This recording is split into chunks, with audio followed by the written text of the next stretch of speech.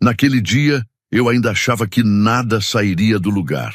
Ao amanhecer, 14 carros que haviam sido transferidos para o meu nome dias antes estavam estacionados na frente da garagem do meu avô, que sempre cuidou daquele lugar sozinho por anos, bloqueando completamente a entrada e formando uma barreira de carros velhos enferrujados.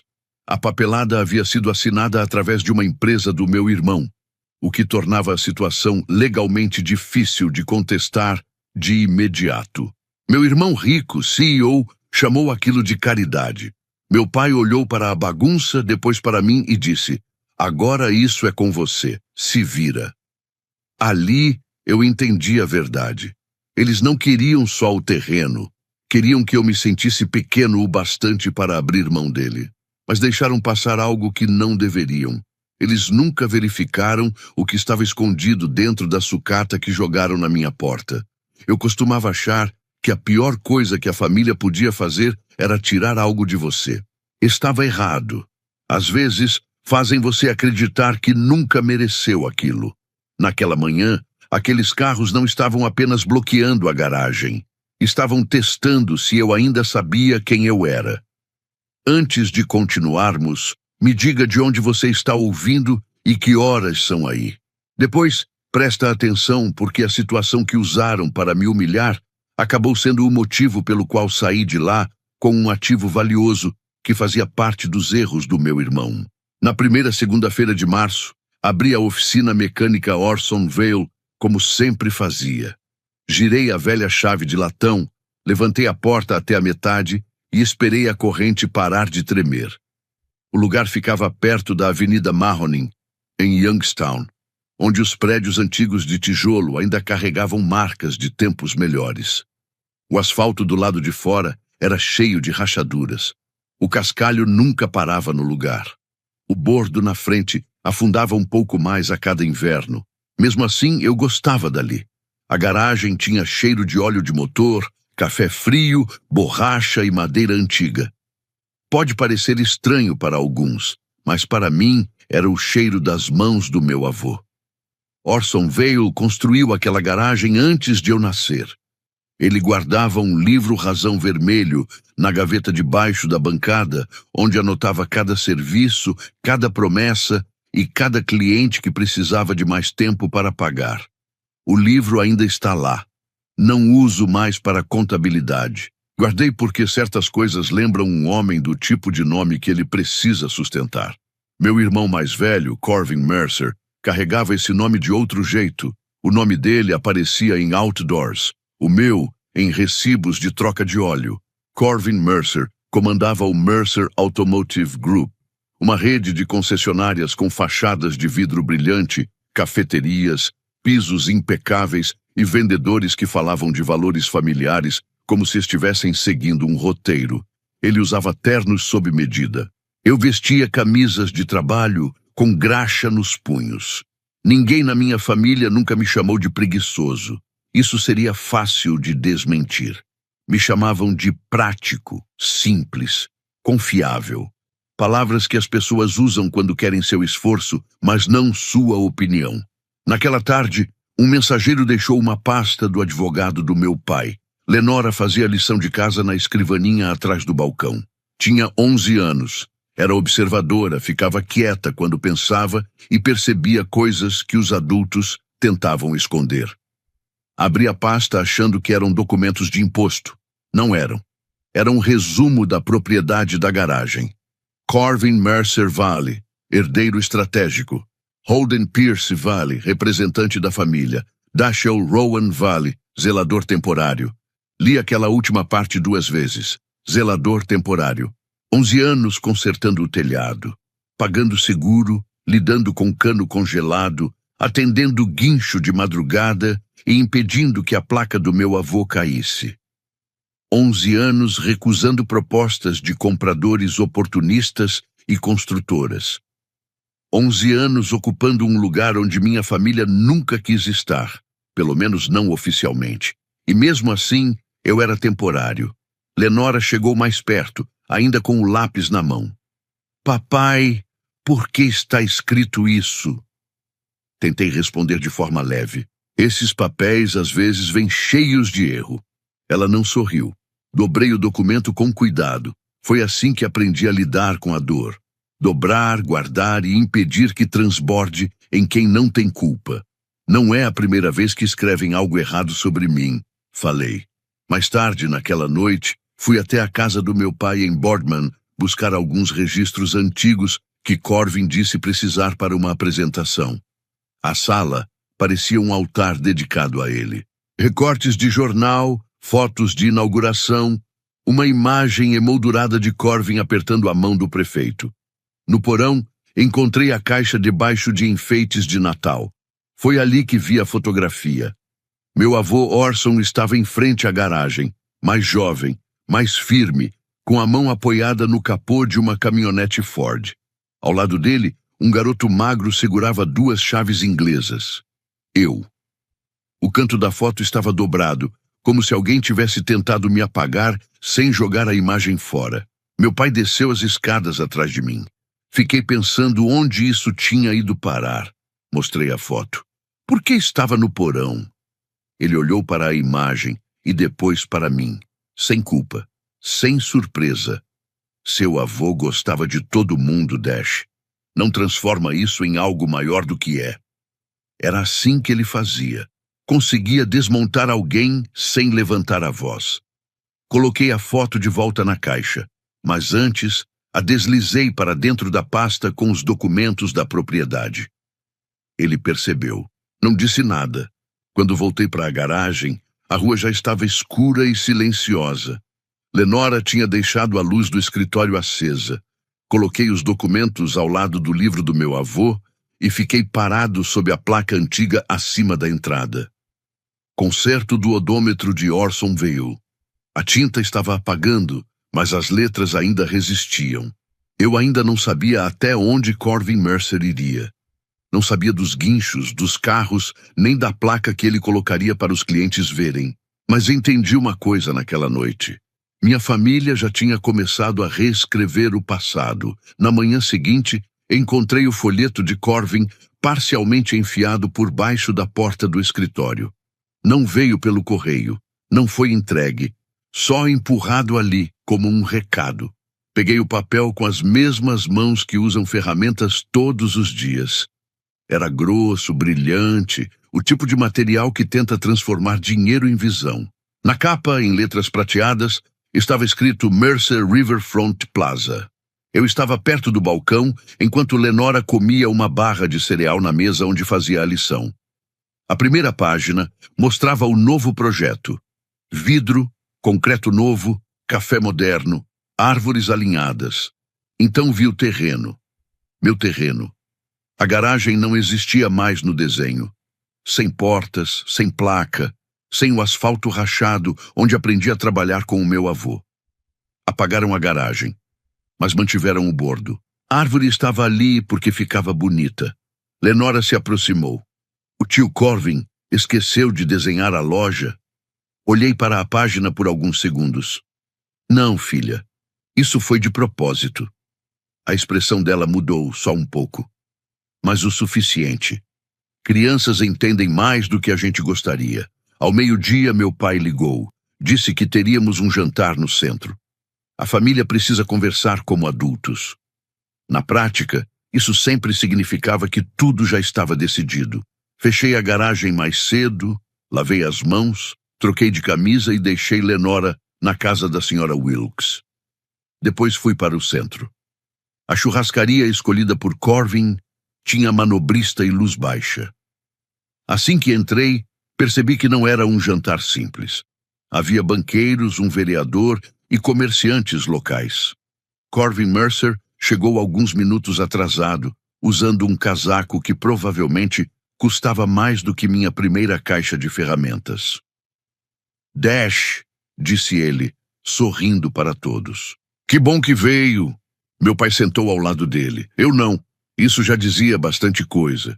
Corvin abriu uma pasta antes mesmo de servirem água. Falou sobre legado, crescimento, uso da terra e sobre honrar o vovô modernizando o que ele construiu. Esperei terminar. Então perguntei, para onde vai a garagem? Ele sorriu daquele jeito controlado. Está evoluindo. Aquilo não batia. Meu pai largou o garfo. Nem começa. Corvin deslizou um contrato pela mesa. É uma saída confortável, justa, e ainda posso te colocar como supervisor de manutenção na unidade de Boardman. Olhei para a pasta. Não era sociedade. Não era herança. Era emprego. Ele queria que eu entregasse o terreno do meu avô e depois trabalhasse para ele. Corvin se inclinou um pouco mais. Você ainda pode ser útil, Dash. Ninguém vai tirar isso de você, acrescentou meu pai. Seu irmão está te dando uma forma de manter a dignidade. Isso quase me fez rir. Quase. Empurrei a pasta de volta com 2 dedos. A garagem não está à venda. O sorriso de Corvin continuou ali, mas os olhos perderam o brilho. Você sempre confundiu teimosia com princípios. Levantei devagar. E você sempre confundiu aparência com caráter. Ninguém na mesa se mexeu. Ao redor, o ambiente seguia no mesmo ritmo. Talheres batendo, música baixa, gente fingindo que não escutava. Voltei dirigindo pela Avenida Mahoning com o maxilar travado e o celular virado para baixo no banco do passageiro. Quando fui buscar Lenora, ela perguntou se o jantar tinha sido bom. Não, respondi, sendo direto. Ela apenas assentiu, como se isso fizesse mais sentido do que qualquer mentira. Dormi mal naquela noite. Ainda antes do sol nascer, o barulho de motores a diesel me acordou antes do despertador. No começo, pensei que fosse um caminhão de entrega passando pela avenida. Depois veio outro motor. E mais outro. Correntes batendo, freios rangendo. Vesti o jeans e saí. 14 carros bloqueavam a entrada da oficina mecânica Orson Vale, formando uma barreira de sucata enferrujada. Estavam alinhados em 2 fileiras sobre o cascalho. Carcaças enferrujadas, para-brisas quebrados, pneus murchos, baterias mortas. Alguns ainda tinham números de leilão marcados no vidro. Um estava sem capô, outro inclinado por causa da suspensão destruída. No primeiro carro, preso com um cordão amarelo na grade, havia um pedaço de papelão com a frase "Caridade para um mendigo". Os guinchos já estavam indo embora. Um dos motoristas olhou para mim por um segundo e desviou o olhar. Lenora apareceu na varanda com o casaco por cima do pijama. Ela não chorou. Isso foi ainda pior. Papai, ela disse baixo, estão tentando enterrar a garagem? Do outro lado da rua, cortinas se mexeram. Um homem com um cachorro parou na esquina. Uma mulher levantou o celular para filmar. Aquilo já não era mais só um problema. Estava virando exposição. Então, o carro de Corvin parou. Ele desceu com luvas de couro, sapatos limpos e uma expressão quase divertida. Pensei em te ajudar com o inventário, disse. Algo mais à sua cara. Não respondi. Meu pai chegou poucos minutos depois. Ainda não sei quem avisou. Talvez Corvin. Talvez ele já soubesse. Howden parou ao lado do primeiro carro e leu a placa. A boca mal se mexeu. Depois olhou para mim. Agora isso é com você, se vira. Sempre foi mais a sua cara do que aquela terra. Senti algo dentro de mim parar. Não quebrou. Apenas ficou imóvel. Passei por ele, por Corvin, pela placa, e coloquei a mão no capô do quarto carro. O metal estava frio e áspero. Debaixo da tinta ruim e da ferrugem, vi a borda de um emblema que não deveria estar ali. Ali eu entendi que tinha algo errado. Aquilo simplesmente não batia. De repente, toda aquela pilha começou a parecer diferente. Mantive a mão no carro até o sorriso de Corvin desaparecer. Ele esperava uma reação, um grito, um chute, qualquer coisa que pudesse usar contra mim. Mas gente como ele sabe lidar com raiva. Eles pegam isso, moldam e usam como prova de que você sempre foi o problema. Então não dei nada a ele. Me abaixei um pouco mais e passei o dedo pela lateral. A tinta descascou. Debaixo da camada barata, apareceu parte de um emblema antigo de fábrica. Algo que quase ninguém notaria, a não ser quem passou anos lidando com carros raros. Cuidado, Dash! gritou Corvin. Não se apega a coisa velha. Continuei olhando. Coisas velhas quase nunca são só coisas velhas. Depende de quem está olhando. Depois que eles foram embora, Lenora me ajudou a tirar fotos antes da escola. Ela segurava a lanterna enquanto eu anotava números de chassi, marcas e detalhes em um caderno. Não deixei ela encostar em vidro quebrado ou ferrugem. Leia esse último número de novo, pedi. 9, ela disse. Ela parou. Ou talvez sejam 6. Inclinei um pouco. Boa. Isso faz diferença. Ela ficou mais confiante depois disso. Ao meio-dia, já tinha separado os 14 carros em 3 grupos. A maioria era sucata. Servia para peças. Alguns tinham recuperação possível com o tempo. Mas 2 chamaram a atenção de outro jeito. Um tinha estrutura que não batia com a carroceria. E o 4º carro, aquele que Corvin deixou mais visível para me humilhar, tinha detalhes de uma linha de alto desempenho já descontinuada. Depois de horas analisando tudo, comecei a suspeitar que aquele carro tinha peças que não combinavam com o resto. Mas nada daquilo era garantia de que eu estava certo. Antes de voltar para Youngstown, eu trabalhava com restauração em Detroit. Não era troca de óleo ou serviço rápido. Eram restaurações completas, feitas peça por peça. Carros que chegavam como sucata e saíam com valor alto e documentação pesada. Não saí de lá por fracasso. Saí quando minha esposa ficou doente. Depois que ela morreu, Lenora ainda era pequena. E a garagem precisava de alguém que entendesse o que aquilo significava. Minha família transformou isso em fraqueza, porque era mais conveniente para eles. No fim da tarde, fui até o arquivo de veículos apreendidos do condado. Levei café para o atendente, preenchi tudo com calma e pedi o histórico dos carros. A papelada começou a mostrar um padrão estranho. Se aquilo estivesse certo, eu não estava apenas lidando com sucata. Estava envolvido em algo que podia me trazer problema sério. Transferências feitas rápido demais, datas coincidindo, liberações aceleradas. Aquilo não era descuido, era planejado. E isso incomodava mais do que a placa. Provocação é coisa do momento. Papel assinado mostra intenção. 2 dias depois, voltei à casa do meu pai para buscar registros antigos. Halden abriu a porta e ficou bloqueando a passagem. Ainda mexendo nisso? Perguntou. Estou procurando uma coisa que é da garagem. Ele riu de leve. Esse lugar te manteve pequeno a vida inteira e você ainda agradece. Não vim discutir. Não. Veio fingir que isso é nobre. Ele saiu da frente. Os arquivos estavam no porão. O ar lá embaixo cheirava a poeira e calor. Encontrei as licenças antigas de Orson. Atrás delas havia cartas do banco dos anos 80. O nome do meu pai estava em todas. Dívidas, garantias, um negócio que fracassou. Então encontrei um bilhete escrito à mão por Orson, preso a um documento. Proteger a garagem dos credores de Halden. Preservar o funcionamento. Dachel entende do assunto. Li aquilo 3 vezes. Meu nome, não o de Corvin. Não o de Halden, o meu. Ouvi passos na escada. Meu pai viu os papéis na minha mão e por um instante hesitou. Isso é coisa antiga, disse. O vovô protegeu a garagem de você. O maxilar dele travou. Eu cometi um erro. Isso acontece. Então por que ninguém me contou? Porque você ia transformar isso em mais uma história sobre você. Mostrei o bilhete. Ele escreveu meu nome. Halden desviou o olhar. Seu avô gostava de gente paciente. Você chama isso de esconder.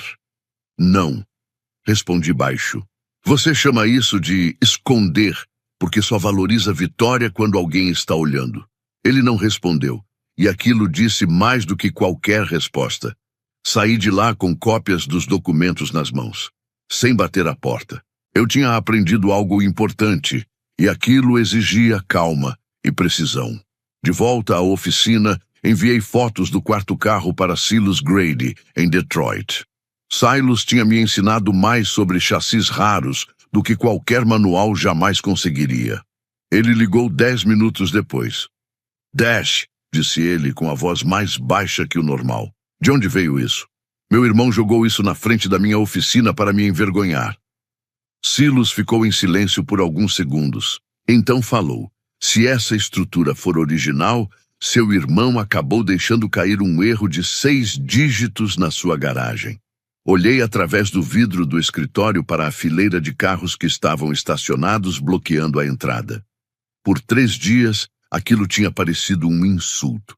Agora parecia uma evidência. Naquela noite, depois que Lenora foi dormir, abri a velha caixa de metal com os livros contábeis de Orson.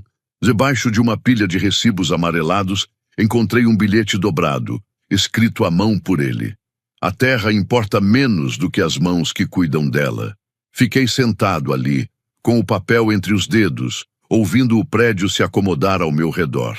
Então, pela primeira vez desde que aqueles carros chegaram, sorri. Quando os advogados de Corvin Mercer apareceram, eu já estava acordado havia 4 horas. O rádio da oficina tocava baixo, uma estação antiga de música country, com o som falhando entre previsões do tempo. Eu já tinha a primeira caminhonete sucateada parcialmente desmontada, o capô aberto e as ferramentas alinhadas no paralama na ordem certa. Máquinas sempre fizeram sentido para mim. Quando um motor quebra, existe um motivo. Combustível ruim, faísca fraca, falta de compressão, peça desgastada, travada, rachada ou negligenciada. Pessoas são mais complicadas. Pessoas escolhem decepcionar você e ainda chamam isso de negócios. Lenora estava dormindo no sofá do escritório, coberta com uma das colchas antigas de Orson. Ela tentou ficar acordada comigo na noite anterior, segurando a lanterna até não aguentar mais. Antes de sair para a escola, deixou um bilhete dobrado ao lado da minha xícara de café. O vovô Orson também teria te escolhido. Fiquei parado por alguns segundos, segurando aquele papel entre 2 dedos. Depois guardei no bolso da camisa e voltei ao trabalho. Por volta das 9 da manhã, 2 fiscais da prefeitura chegaram ao terreno com um sedã impecável logo atrás. Uma mulher de casaco cinza desceu do carro carregando uma pasta de couro. Se apresentou como assessora jurídica do Mercer Automotive Group e me entregou uma notificação de infração de zoneamento com um sorriso controlado. Esgoto inativo, disse ela. Olhei para os 14 veículos que tinham sido passados para o meu nome dias antes e estavam parados na entrada. Esse é o termo jurídico para a bagunça que o seu cliente criou? Ela manteve o sorriso. Estamos preocupados com o impacto ambiental. Um dos fiscais evitava contato visual. O outro olhou para os carros e depois para mim, visivelmente desconfortável. Levei os 2 para dentro da oficina. Eles esperavam desordem.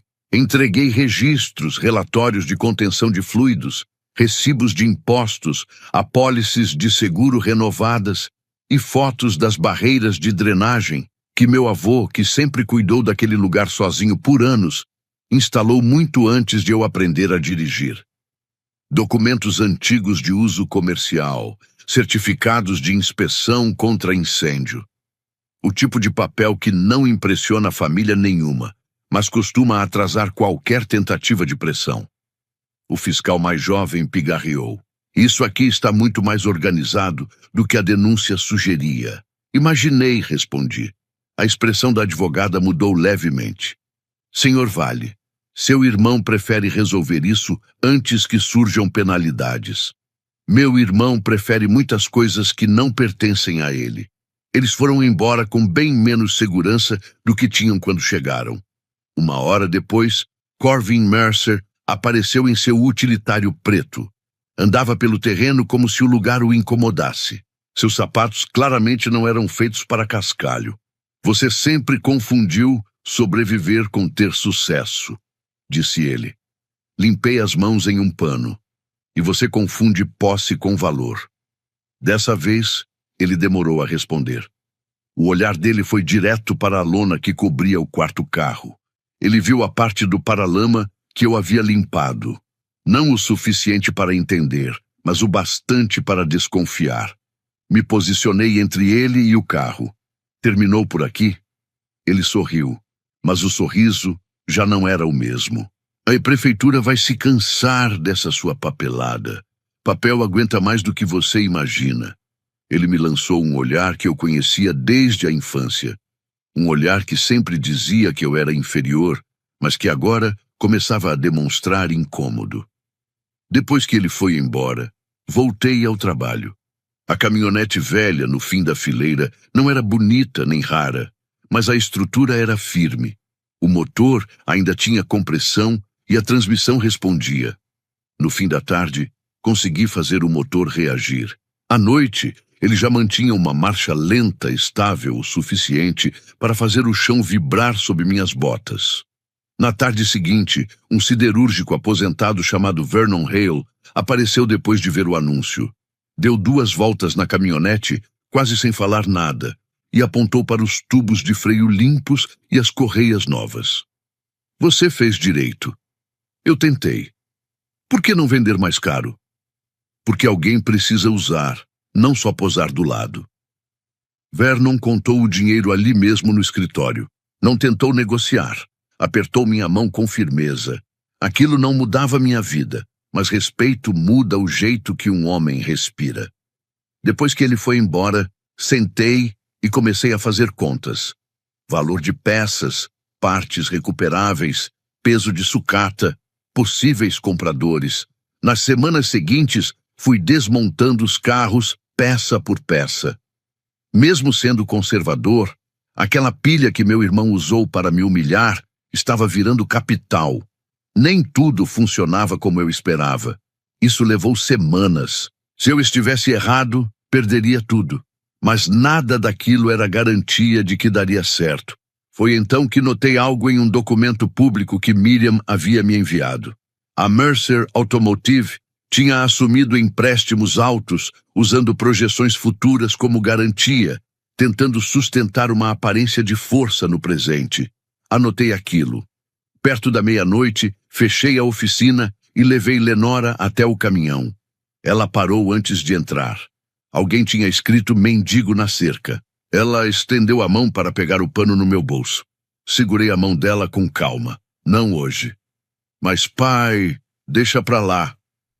Olhei para a palavra mal feita na madeira. Deixa eles continuarem nos subestimando. A chuva veio forte naquela noite. 3 dias depois da venda da caminhonete, a água já tinha transformado o cascalho em lama pesada. Deixei a porta da oficina meio aberta e puxei o quarto carro para debaixo da luz mais forte. A lona já tinha sido retirada. Limpei o suficiente da lataria para enxergar o que estava escondido ali. Pintura ruim, ferrugem superficial, reparos mal feitos, mas a estrutura estava inteira. Silos apareceu na tela do meu laptop, direto da oficina dele em Detroit, com óculos de aumento apoiados na testa. Desce a câmera. Não, mais para baixo, mais perto da longarina. Me agachei e ajustei o ângulo. Silos ficou em silêncio. Esse tipo de silêncio dizia mais do que qualquer elogio. Dash, esse selo parece original. Limpei a água da mão na calça. O bloco do motor também bate. Então não é sucata. Ele se inclinou mais. Esse carro desapareceu depois daquele incêndio no galpão e da confusão com documentos nos anos 90. Para a maioria das pessoas, ainda parecia um carro velho. Interior desgastado, pneus sem brilho. Mas para um colecionador, era a história escondida debaixo da ferrugem. 2 dias depois, um homem de Chicago chegou dirigindo um carro alugado. Não demonstrou empolgação. Isso era um bom sinal. Andou ao redor do carro, verificou detalhes, fez 3 perguntas, depois olhou para mim. Posso pagar 142 mil. A oficina ficou em silêncio. Eu não sorri. Na minha cabeça, aquele valor virou concertos no telhado, estudos da Lenora, seguro, impostos atrasados e tempo para respirar. Não era ganância. Era o choque de perceber que aquilo podia proteger minha filha. Mesmo assim, vender aquilo não foi fácil. Orson teria amado aquele carro. Ele teria ficado parado ao lado, mãos na cintura, fingindo indiferença enquanto já planejava tudo. Deixar ir foi como encerrar uma conversa que eu ainda queria ter. O comprador percebeu. Vou preservar o histórico. Seu trabalho vai ser registrado. Aquilo fazia diferença. Assinamos tudo de forma legal, com cópias de cada documento. Corvin tinha dinheiro. Eu tinha meus vícios. Uma delas sempre foi mais forte do que as pessoas imaginavam. Naquela noite, depois que Lenora dormiu, sentei à mesa da cozinha com documentos públicos espalhados ao redor da minha xícara de café. A intenção era apenas acompanhar os empréstimos imobiliários recentes da Mercer. Em vez disso, encontrei um padrão. A empresa de Corvin tinha crescido rápido demais. Um novo showroom em Boardman, um centro de serviços de luxo perto de Cleveland, um terreno comercial ligado ao projeto Riverfront. Cada passo dependia do seguinte: como alguém caminhando sobre gelo fino só porque gosta do som das rachaduras. Liguei para Miriam Voss, uma contadora que conheci nos antigos círculos de restauração de Detroit. Ela já havia auditado grupos de concessionárias antes de se aposentar cedo para cuidar da mãe.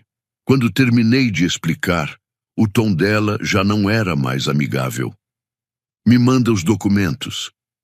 1 hora depois, ela retornou. Seu irmão construiu uma escada alta, mas alguns degraus estão rachados. O que isso quer dizer na prática? Quer dizer que ele pegou empréstimos usando o futuro como garantia para parecer forte agora. Se alguém comprasse a dívida certa, em vez da empresa, conseguiria controlar o ponto de pressão.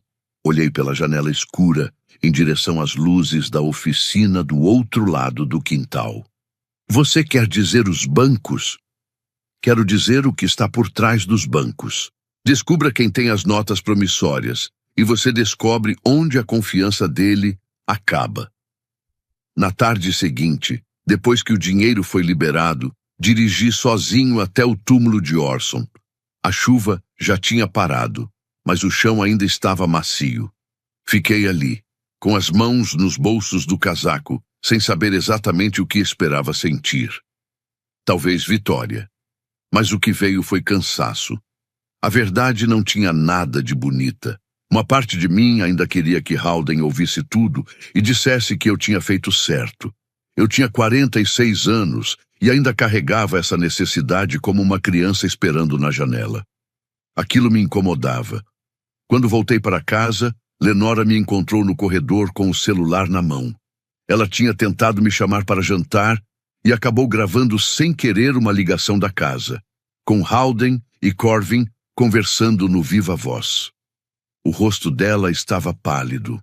Pai, acho que você precisa ouvir isso. A voz de Howden veio primeiro. Ele vai vender. Homens como Dashiell sempre cedem em silêncio. Reproduzi uma vez, depois outra. Lenora me observava, preocupada. Mas eu não desmoronei. Salvei o arquivo, fiz backup e organizei por data. Na noite seguinte, o SUV de Corvin entrou no estacionamento pouco antes do fechamento. Ele andava mais devagar que o normal, olhando as vagas vazias, a garagem coberta e a nova fechadura do escritório. Os rumores já tinham chegado até ele. "O que você está planejando?" perguntou. Limpei a graxa das mãos e deixei o pano na bancada. A mesma coisa de sempre. Consertar o que alguém tentou destruir. Ele me encarou por alguns segundos. Dessa vez, não riu antes de ir embora. Na semana seguinte, mudou de estratégia. Parou de tratar a garagem como algo sentimental. Parou de me fazer propostas em restaurantes. Parou de fingir que era só uma briga de família. Ele me transformou em um problema público. Descobri às 6h15 da manhã de uma segunda-feira no escritório com a primeira xícara de café, quando o celular começou a vibrar sem parar. Uma mensagem de cliente, depois outra, depois chamadas perdidas de gente que só ligava quando o carro quebrava. Vernon Hale me mandou um link. Já viu isso? A manchete vinha acompanhada de uma imagem aérea da minha propriedade. Visual degradante no bairro atrasa o progresso na zona de revitalização de Youngstown. A foto mostrava os carros, mas não mostrava as marcas de reboque, nem as reclamações, nem quem colocou aquilo ali. Cortaram a imagem de um jeito que fazia a oficina de Orson parecer enterrada em lixo, como se tudo fosse culpa minha. Os comentários já estavam acumulando. Aquele homem precisa de ajuda. Como isso é permitido? Tem gente que não quer ver a cidade melhorar. Fiquei ali, com o café esfriando na mão, vendo estranhos decidirem quem eu era antes do café da manhã. Às 9 horas, a senhora Adler cancelou um serviço. Às 10h30, um fornecedor disse que meu pedido ia atrasar. No almoço, um cliente antigo passou devagar na frente da oficina e foi embora. Ali eu entendi. Corvin tinha levado a briga para a rua. Humilhação em privado machuca. Em público, começa a mudar sua vida. Naquela noite, vi meu pai em um programa local de negócios, transmitido do escritório improvisado na garagem. Ele estava sentado ao lado de Corvin Mercer no showroom principal, com as luzes refletindo nos carros atrás deles. O apresentador elogiava a visão de revitalização da Mercer Automotive. Howden olhou para a câmera e disse: "Algumas pessoas confundem nostalgia com responsabilidade." Ele não disse meu nome. Não precisava. Desliguei o som e fiquei em silêncio. Lá fora, os carros sucateados eram sombras sob a luz do estacionamento. Por alguns minutos, pensei em desistir. Chega de advogados. Chega de ver Lenora fingindo que não se importava. Chega de vizinhos tratando o nome do meu avô como um problema. Se eu assinasse os papéis, Corvin chamaria de crescimento. Howden chamaria de maturidade. A prefeitura chamaria de solução. E eu passaria o resto da vida sabendo que tudo aconteceu exatamente como eles queriam. Essa era a armadilha. Se eu reagisse, poderia expor a família. Se ficasse em silêncio, minha filha aprenderia que gente decente abaixa a cabeça. Nenhuma das duas opções parecia certa. Na tarde seguinte, Lenora chegou da escola animada demais. Foi aí que percebi que algo não estava bem. Ela largou a mochila, falou sem parar. Perguntou se eu precisava de ajuda. Mais tarde, encontrei ela no banheiro da oficina enxugando o rosto. Não abri a porta completamente. "Filha." Ela respirou fundo. "Um menino disse que a mãe viu na internet que a gente é a família do ferro velho." Fechei os olhos por um segundo. Ela saiu e me olhou como se estivesse perguntando algo maior. Por que as pessoas tratam gentileza como fraqueza? Aquilo me atingiu mais do que qualquer manchete. Eu conseguia lidar com estranhos, conseguia lidar com Corvin, mas ver isso marcando minha filha foi diferente. Na manhã seguinte, coloquei o contrato de venda sobre a mesa. Destampei a caneta. Minha mão ficou parada perto da assinatura por mais tempo do que eu gostaria. Então, Miriam ligou. "Não assina." "Bom dia para você também." "Estou falando sério.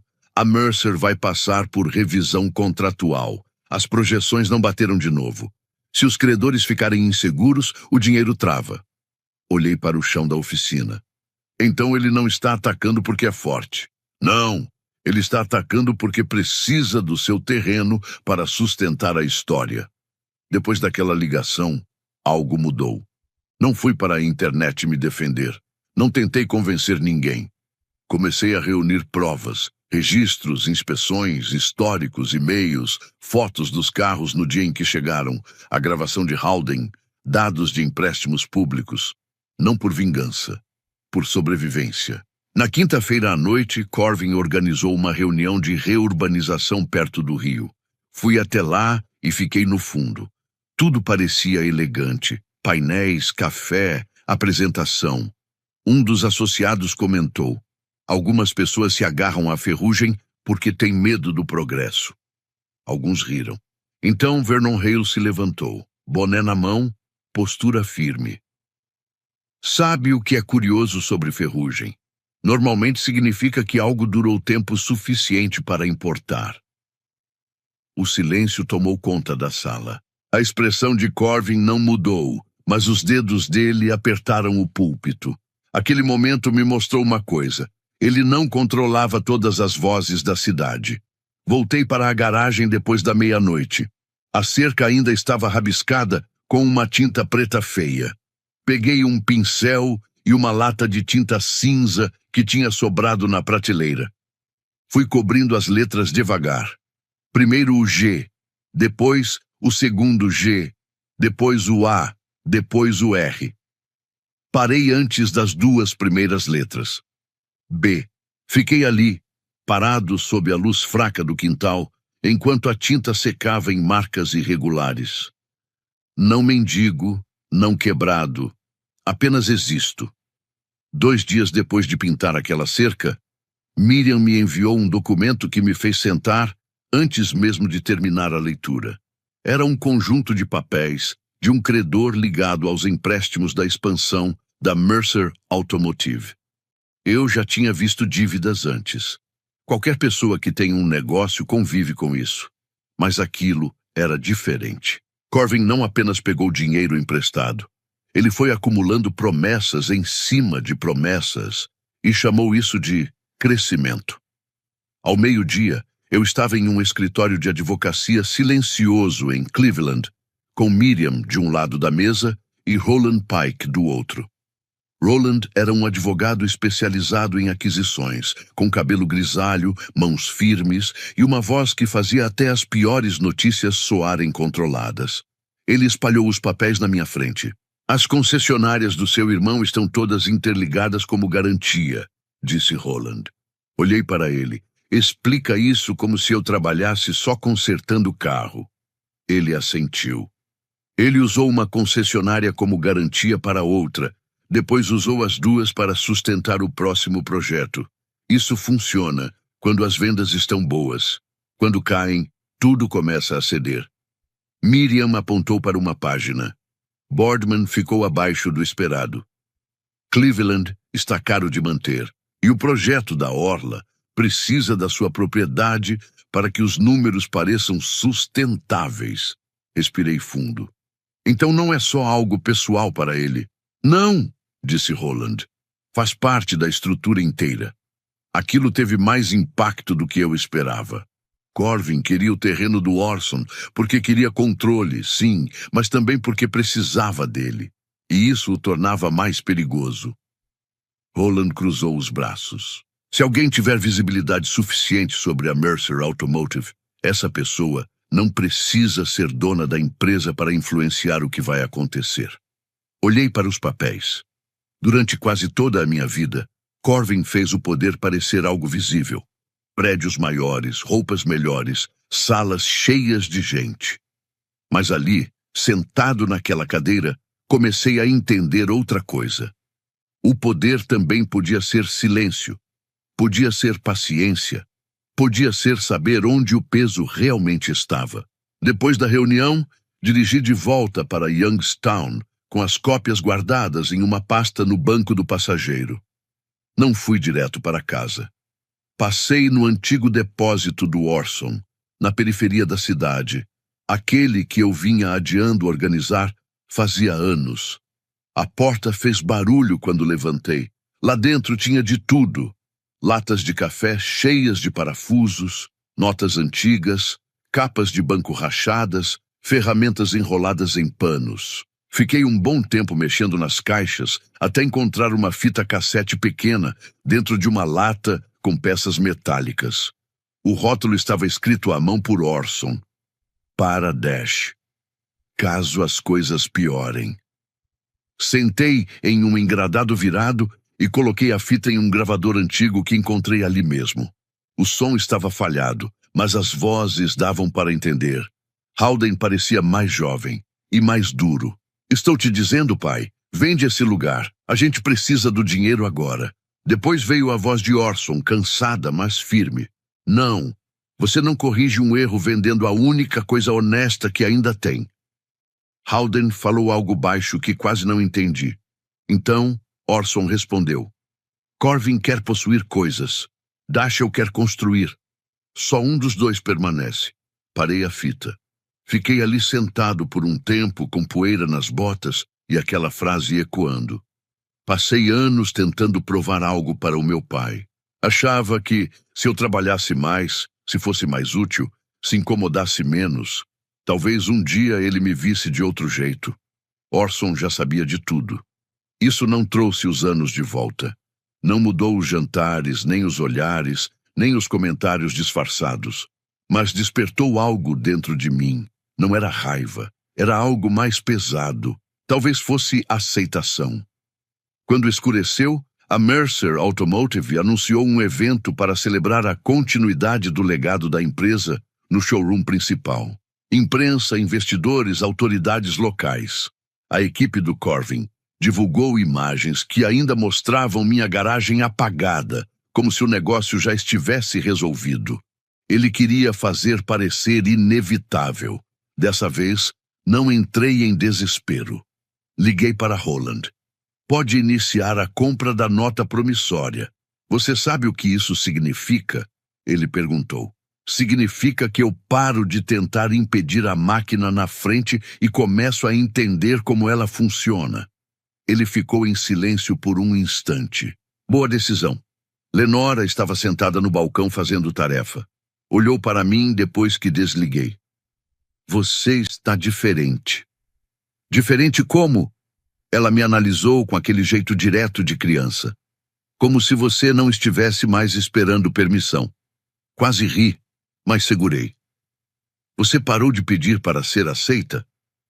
Olhei pela janela do escritório para o chão da oficina, para as ferramentas do Orson, para os carros que Corvin tinha jogado ali tentando me diminuir. Talvez eu finalmente esteja me vendo. Mais tarde, passei de carro na frente da loja do Corvin e vi funcionários colocando banners. Legado, visão, progresso familiar.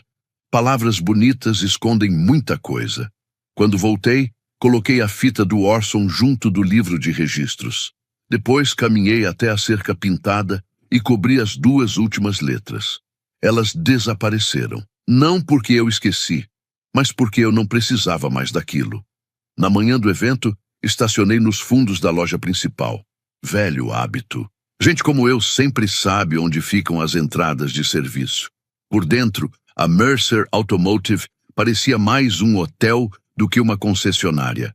Vidros por todos os lados, flores, balões, café com o nome do Corvin. Repórteres circulavam enquanto autoridades cumprimentavam uns aos outros. Corvin estava no centro. Terno impecável. Postura perfeita. O sorriso de sempre. Fiquei ao fundo, perto de alguns folhetos com o projeto da orla. Mais uma vez, a garagem do Orson não aparecia. No lugar, colocaram um espaço bonito, com café e passagem aberta. Queriam a imagem, não a história.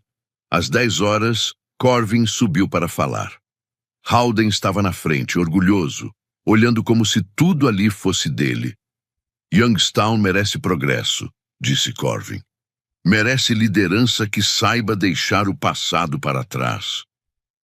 Algumas pessoas aplaudiram. Olhei o celular. Mensagem de Roland. Tudo concluído. Guardei o telefone.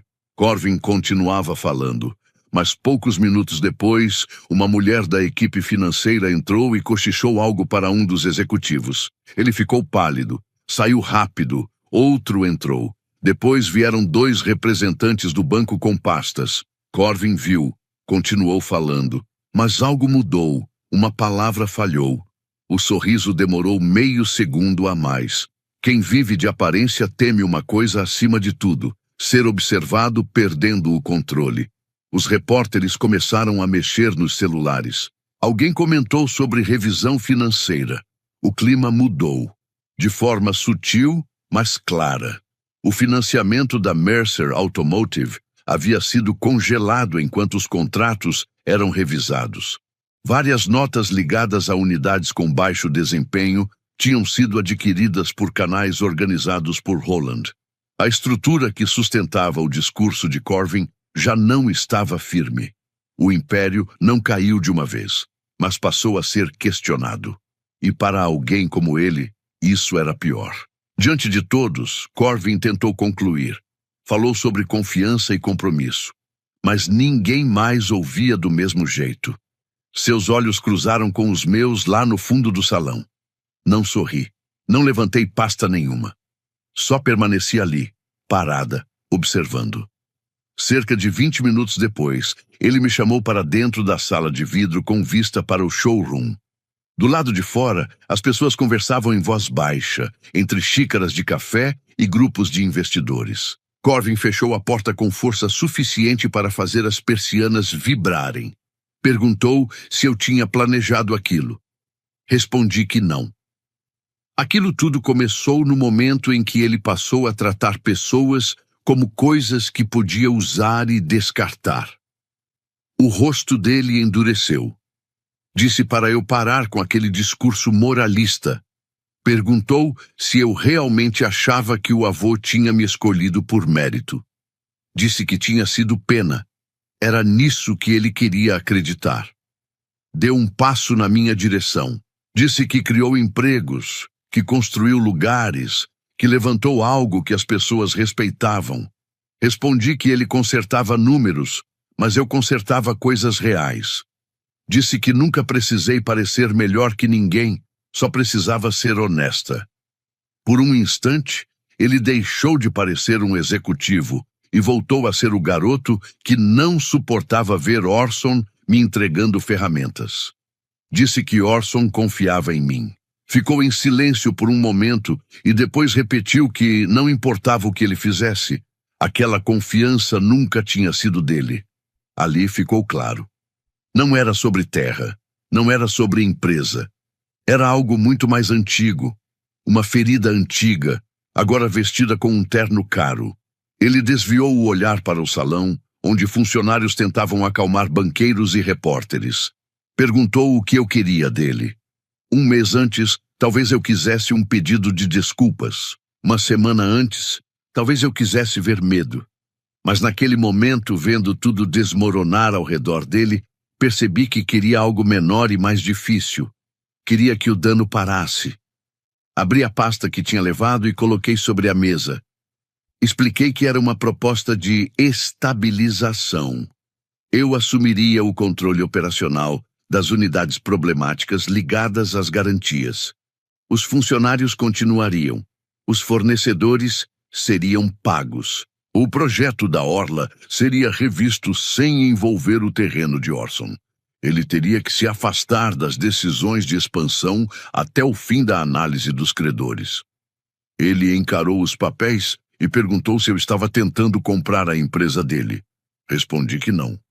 Disse que estava tentando impedir que ele arrastasse todo mundo junto com o próprio orgulho. Aquilo atingiu em cheio. Não porque foi agressivo, mas justamente porque não foi. Antes que ele respondesse, a porta abriu. Halden entrou. Parecia mais velho do que horas antes.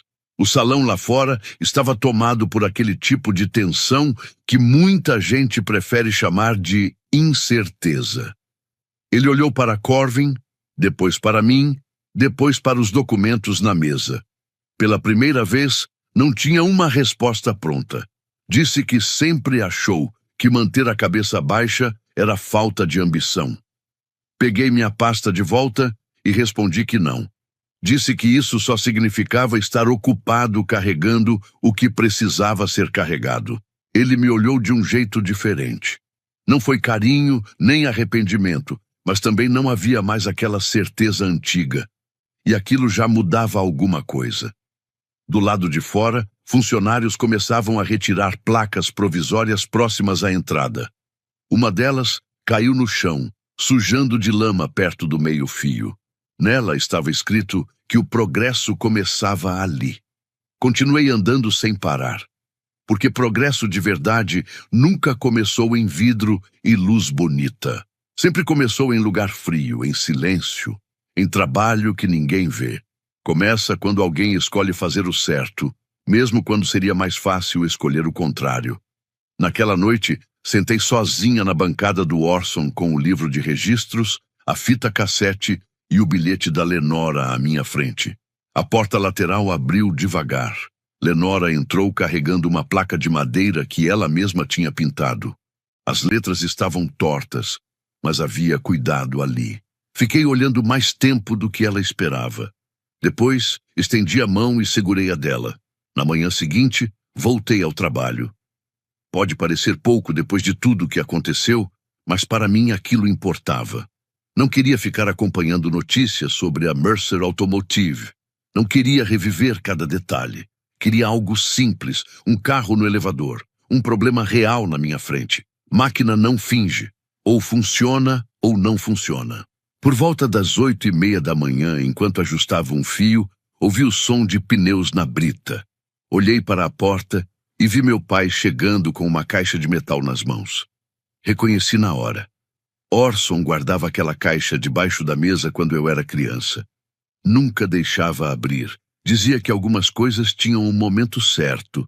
Howden entrou sem aquela postura de sempre. Parecia menor, não fraco, apenas mais velho. Ficamos em silêncio por alguns segundos. Larguei a ferramenta. Ele colocou a caixa na bancada. Disse que aquilo era do meu avô. Eu disse que sabia. Ele encostou na tampa, hesitou, como se aquilo pesasse mais do que parecia. Disse que passou a vida acreditando que precisava parecer forte o tempo todo. Disse que Corvin seguiu esse caminho, ou pelo menos foi o que ele pensou. Esperei. Ele disse que eu tinha feito diferente. Disse que eu permaneci, que trabalhei em silêncio, que resolvi o que precisava ser resolvido. Admitiu que interpretou isso como falta de ambição. Aquilo não foi um pedido de desculpas, mas foi a coisa mais próxima de sinceridade que já ouvi dele. Ele abriu a caixa. Dentro havia fotos, anotações antigas, recibos, registros de concertos e o contrato original do terreno, feito para impedir que a garagem fosse vendida em momentos difíceis. No fundo, havia um envelope com o meu nome. Abri devagar. Orson tinha escrito que, se aquilo chegasse até mim tarde, era porque tinham passado anos tentando me convencer de que pessoas quietas desaparecem. Disse para eu não acreditar nisso. Li 2 vezes antes de guardar. Meu pai disse que Orson sempre me enxergou melhor do que ele. Aquilo não devolvia o passado, não consertava os anos, mas explicava muita coisa. Disse que ainda não estava pronta para fingir que tudo estava resolvido. Ele concordou. Foi o mais perto de paz que chegamos. Nas semanas seguintes, a Mercer Automotive entrou em reestruturação. Algumas unidades foram unificadas. Pagamentos passaram a seguir novos acordos. Os funcionários continuaram, o que para mim era o mais importante. Corvin se afastou das decisões de expansão enquanto tudo era revisado.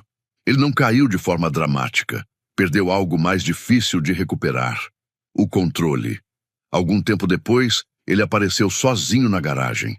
Sem carro chamativo, sem assistente, sem aquela postura calculada. Parou diante da placa que Lenora tinha feito e leu em silêncio. Perguntou se tinha sido ela. Confirmei. Ele olhou em volta e perguntou se eu já tinha odiado ele. Demorei um pouco para responder. Disse que não. Talvez por isso tivesse doído tanto. Ele não discutiu. Disse que passou anos tentando me diminuir para se sentir maior. Admitiu que era um jeito caro de viver. Não houve abraço. Não houve perdão bonito, nem final perfeito. Ele foi embora poucos minutos depois. E eu deixei. Algumas coisas não precisam de barulho para se encerrar. No começo de maio, a cidade começou a mudar com a chegada da primavera. Lenora me ajudou a pintar a entrada da garagem. Um vizinho apareceu com café e comentou sobre o carro que tinha comprado comigo. Disse que funcionava melhor do que muitos novos. As pessoas que antes só observavam agora cumprimentavam. Eu retribuía. Mas não esquecia. A opinião dos outros muda rápido. Reconstruir a própria confiança leva mais tempo. Certa noite, organizando os papéis do Orson, encontrei de novo o documento antigo que me chamava de responsável temporária pelo lugar. Dessa vez, não doeu da mesma forma. Ele nunca quis dizer temporário, como os outros diziam. Ele confiou que eu manteria tudo de pé até o momento certo. No fim da tarde, eu e Lenora sentamos do lado de fora, perto do carro restaurado. Não vendi. Algumas coisas não são feitas para sair do lugar. A rua seguia tranquila. O vento balançava a árvore acima da gente.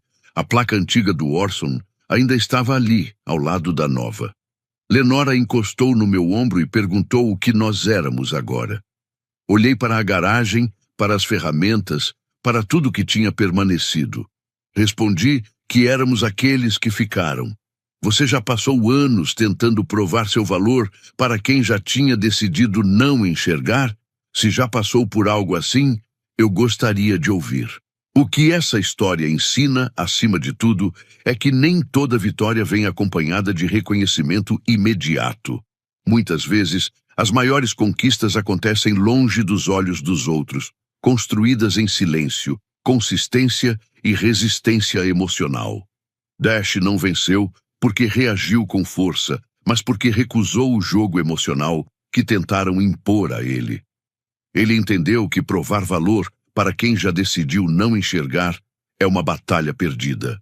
Em vez disso, escolheu construir algo que falasse por si. A lição aqui não está na vingança, mas no controle. Controle sobre as próprias ações, sobre o tempo e, principalmente, sobre a própria identidade. Porque, no fim, quem define o seu valor não pode ser quem lucra ao te ver duvidar dele. Essa história também revela algo mais profundo sobre estruturas de poder e relações humanas. Muitas pessoas passam anos tentando ser reconhecidas dentro de sistemas que nunca foram feitos para valorizá-las. Confundem esforço com garantia de respeito, lealdade com pertencimento e silêncio com fraqueza. Mas o que vemos aqui é o oposto. O silêncio pode ser estratégico, o trabalho invisível pode ser o mais sólido e o reconhecimento pode nunca vir de quem você espera. Dash não reconstrói apenas uma garagem, ele reconstrói a própria percepção de si mesmo. E isso muda tudo, porque quando você deixa de depender da validação externa, passa a operar em um nível onde poucos conseguem competir. Não é sobre vencer alguém, é sobre não precisar mais disso. Agora me diz, se você estivesse no lugar de Dash, teria reagido na hora da humilhação ou teria feito exatamente como ele, transformando silêncio em estratégia? E, na sua opinião, o que define mais poder? Reagir no momento da provocação ou saber esperar até que o outro revele suas próprias fraquezas? Escreve aqui nos comentários. Eu quero muito saber. E não esquece, deixa também o seu comentário com uma classificação de 1 a 10 para mostrar o quanto você gostou.